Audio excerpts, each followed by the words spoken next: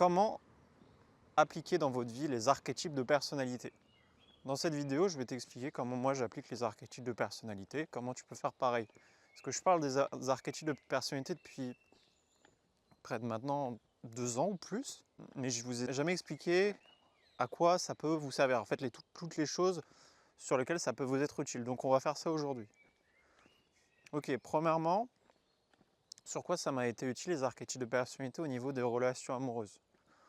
Moi avant, j'étais vraiment nul en relations amoureuses, je comprenais rien en ce qui concernait les filles et notamment les niveaux d'intérêt qu'elles pouvaient me porter.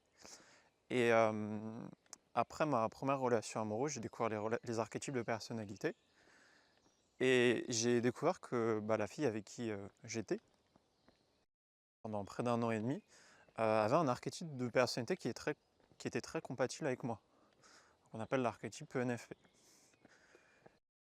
Je me suis vraiment intéressé aux 4 archétypes qui étaient les plus compatibles avec moi.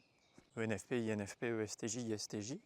Et ce que j'ai fait, juste après avoir appris les archétypes, c'est que je me suis juste mis à dater des filles qui étaient dans ces 4 archétypes, qui étaient compatibles. Le résultat, ça a été que chaque fois que je faisais un date, ça se passait bien en fait. Et je pouvais amener le date à une relation, si je le souhaitais.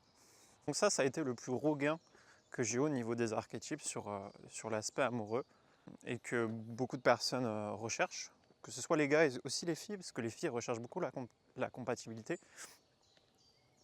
Une fille peut avoir une relation avec énormément de gars, bien plus que les gars peuvent avoir avec les filles. Néanmoins, les filles ne savent pas où aller en fait. Souvent, et si ce gars, est-ce que c'est la bonne personne ou pas? Et les archétypes de personnalité, ça peut vraiment aider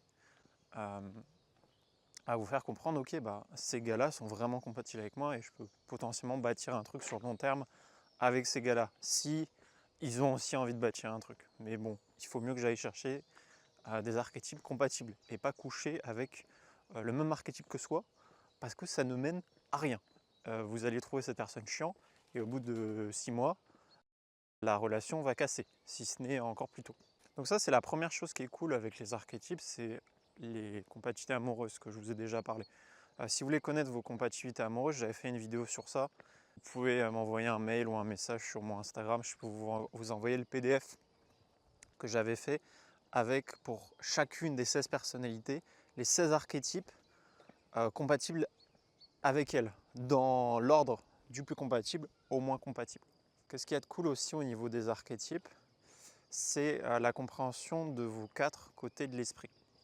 Vous avez tous l'ego qui est votre personnalité, un subconscient, un inconscient et un super-ego. Ce qui est bien en général pour les humains, c'est d'aller vers quelque chose qui s'appelle son subconscient, qui est la première partie accessible au niveau de votre cerveau. Comment on fait ça? Premièrement, en comprenant sa peur fondamentale, qui est sa 4e fonction cognitive. Donc, comprendre vraiment en profondeur votre peur. Par exemple, moi, c'est la peur de mettre mal à l'aise les autres. C'est pour ça que je fais cette vidéo actuellement. Voilà, s'il y a une personne qui écoute ce que je dis, je vais faire en sorte de la mettre la plus mal à l'aise possible pour être à l'aise avec cette peur. Et également, on peut faire un truc assez cool, c'est que quand on connaît son subconscient et l'archétype qui est associé, par exemple pour moi c'est les ENFJ, les mentors, ce que vous pouvez faire pour travailler à fond ce côté de votre esprit, qui est un côté de votre cerveau qui vous mène vers la joie, la bonne humeur, le fait d'avoir le sourire, d'avoir l'espoir dans la vie, ce que je vous invite à faire, c'est traîner le plus possible avec cet archétype. Par exemple, moi j'adore traîner avec les ENFJ, parce que leur point de force, le truc où c'est vraiment des génies, c'est le truc où je suis mais complètement apeuré et parfois stupide. Et donc plus je traîne avec des ENFJ, plus je développe ce côté de mon esprit, parce qu'ils maîtrisent parfaitement les émotions des autres. J'ai reçu beaucoup de leçons de vie de la part de ENFJ, notamment sur l'aspect social et sur les limites à poser d'un point de vue social avec les autres. Donc voilà, ça c'est pour votre subconscient. Également, vous avez l'inconscient et le super-ego. Donc vous pouvez aller développer ces parties de votre cerveau en passant du temps avec ces archétypes-là, justement. Notamment votre inconscient, le super-ego, c'est une partie qui est plus difficilement développable. Il y a l'aspect aussi des compatibilités. Et en face de vous, quand vous avez quelqu'un de compatible, en fait, les fonctions cognitives sont ce qu'on appelle en synchronicité. La logique va avec la rationalité, le fait de comprendre les émotions des autres va avec le fait de connecter avec quelqu'un qui est très proche de ses émotions personnelles, le fait d'envoyer des bonnes sensations est connecté avec le fait de recevoir des sensations et de vouloir être mis à l'aise. Et pour finir, le fait d'avoir une vision sur le monde, de savoir ce qu'on veut dans la vie est compatible avec le fait de recevoir cette vision sur le monde et de connaître les différents chemins de vie de chaque individu qu'on a en face de nous. Voilà, ça c'est la connexion entre les 8 fonctions cognitives. La compatibilité amoureuse vient de là. Également la compatibilité amicale. Vous avez tendance, surtout les gars, un petit peu moins les filles, mais c'est quand même le cas, vos amis d'enfance que vous avez pu avoir font partie en général des 4 archétypes les plus compatibles avec vous. C'est quelque chose qui est très lié. Et souvent, si vous allez voir dans la liste des archétypes les moins compatibles, qui sont le plus éloignés, par exemple le 15e, 16e, 14e, 13e archétype, le moins compatible avec vous, c'est souvent des gens qui ne vont pas être vos amis. D'enfance et aussi adultes, souvent vous allez avoir du mal à matcher avec ces personnes-là, hormis que ce soit des personnalités très singulières, notamment comme votre subconscient, qui lui est le 15e ou 14e archétype le moins compatible avec vous. Comme c'est votre subconscient, entre guillemets, ça passe, parce que c'est une partie de votre cerveau que vous avez envie de développer. Et également des personnalités qui sont très singulières, comme par exemple votre personnalité. En amour, c'est complètement stupide de se mettre en relation amoureuse avec quelqu'un qui a votre personnalité. Déjà, vous n'allez pas la trouver si attirante que ça, physiquement. Mais aussi, ça va péter. Par contre, en relation amicale, 90% des personnes qui ont le même archétype que vous n'allez pas les aimer, vous allez les détester, ça ne matche pas. Par contre, il va y avoir un petit 10% des personnes qui ont exactement la même personnalité que vous, et vous allez voir, ça va matcher à fond. Parce que ces personnes ont développé des trucs que vous n'avez pas développés. Et également, il y a un truc cool au fait de devenir copain avec quelqu'un qui a exactement le même profil cérébral que nous, c'est que quand il va trouver une solution à des problèmes, bah vous avez juste besoin de répliquer la même solution pour avoir la réponse au problème. Ce qui est plutôt pratique dans la vie.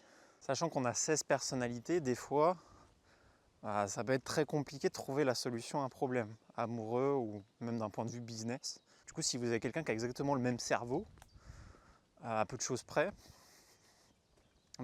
si cette personne a déjà trouvé la solution, vous avez souvent, dans 95% du temps, juste à répliquer le même truc et ça marche pour vous. Hormis traumatisme ou truc vraiment grave que vous avez vécu et qui est vraiment différent du profil de la personne en face. En général, à fonction cognitive égale, solution similaire. Au niveau des compatibilités, le dernier truc dont je n'ai pas encore parlé, c'est pour le business. On ne va pas s'associer avec quelqu'un qui a exactement les mêmes qualités, les mêmes défauts que nous, parce que vous allez souvent aller 2 fois moins vite en fait. Et vous coupez directement le business en deux en vous associant. Donc les compatibilités, c'est extrêmement important pour les associations business. Associez-vous avec des personnes qui sont très compatibles à vous. Notamment si c'est des personnes qui ont la même personnalité, qui ont le même sexe. Là, c'est terrible parce que vous allez avoir exactement les mêmes problèmes. Si c'est un gars et une fille, là, souvent, ça peut un peu plus le faire parce que suivant que vous êtes un gars ou une fille, vous avez développé des différentes fonctions cognitives dans votre vie et vous avez une approche un petit peu différente du monde. Du coup, ça peut être un petit peu moins explosif au niveau de la relation, ce qui est plutôt cool. Mais gardez toujours ce truc de compatibilité en tête, ça vous sera très utile. Ça, vous voyez vraiment que dalle là. Je veux sortir de la nuit. Aussi, ce qui m'a beaucoup aidé dans ma vie, c'est par rapport aux fonctions cognitives. Chaque fonction cognitive a une profondeur de compréhension. Si vous comprenez les 8 fonctions cognitives parfaitement, vous comprenez absolument toutes les interactions sociales qui peuvent exister et vous avez aussi une maîtrise des différentes compétences que les humains peuvent avoir. la manière de développer la compréhension des fonctions cognitives, ça va passer par le fait d'être avec les gens qui ont ces fonctions cognitives en super pouvoir. Des archétypes comme les ENTP ou les ENFP, qui ont la fonction cognitive liée à l'intuition introvertie, le fait de voir les opportunités, de voir les différents chemins de vie. À force de passer du temps avec ces personnes, je cerne en fait ce que c'est les intentions des autres. Et aussi je cerne la manière dont ces personnes, quand ils me donnent des conseils, comment ils m'aident. Ça peut sembler assez fin ou assez petit comme bénéfice, mais sachez que tout ce que font les humains sont reliés aux 8 fonctions cognitives, qui sont un peu des trucs divins, entre guillemets, que vous soyez croyant, que vous croyez que vous êtes né comme ça de l'univers, vous avez tous les 8 fonctions cognitives dans votre cerveau, et plus vous comprenez ces fonctions cognitives, plus vous comprenez le monde. Voilà, un autre exemple que je peux vous donner, c'est la fonction FI. Moi, je suis quelqu'un de très logique, je suis déconnecté de mes émotions, mais à force d'être avec des gens ultra sensibles, notamment des INFP, je capte leurs fonctions cognitives et je sais comment moi être beaucoup plus connecté à mes émotions et m'aimer moi-même. Ce que beaucoup de personnes ne peuvent pas faire. Donc, beaucoup de personnes ne peuvent pas dire je m'aime. Ce qui est assez ennuyant, et sachez qu'il y a 2 ans, je ne pouvais pas le dire. Parce que quand on ne peut pas dire je m'aime, ça mène à plein de trucs comme le fait de se parler super salement à soi-même à longueur de journée et consommer une quantité d'énergie immense. Voilà, 40% de son énergie mentale qui part dans la poubelle chaque jour de sa vie, juste parce qu'on n'a pas fait ce travail sur soi. Et ça vient de la fonction cognitive FI. Je vous parlais des ENFJ tout à l'heure. Eux, leur fonction cognitive FE, elle est surpuissante. Un de mes amis ENFJ m'a expliqué des trucs par rapport aux relations sociales. Par exemple, il était invité à certains événements et les gens venaient en retard ou lui faisaient des blagues qu'il n'aimait pas trop. Et ce mec recadrait sévèrement à chaque fois que ça arrivait. Il m'a aidé en fait à poser tout simplement les limites de ce qui était acceptable et de ce qui n'était pas acceptable. Et ça fait du bien quand on l'entend, parce que des fois on peut avoir tendance à accepter des trucs qui ne le sont pas en réalité. Et du coup ça fait de l'énergie mentale en moins qui part dans du vide, où vous vous énervez contre vous-même ou contre d'autres personnes qui ont les mêmes problématiques en boucle au quotidien. Et je parle notamment de vos parents avec qui tout le monde semble avoir un certain nombre de problèmes et de défis au quotidien. Le fait de connaître la personnalité de vos parents est beaucoup plus, vous permet d'être beaucoup moins, d'arrêter de perdre de l'énergie dans des trucs inutiles. Donc voilà quelques exemples pour vous montrer à quoi les archétypes de personnalité me servent au quotidien. Si vous avez besoin de connaître justement votre personnalité, vous pouvez aller en lien dans la description.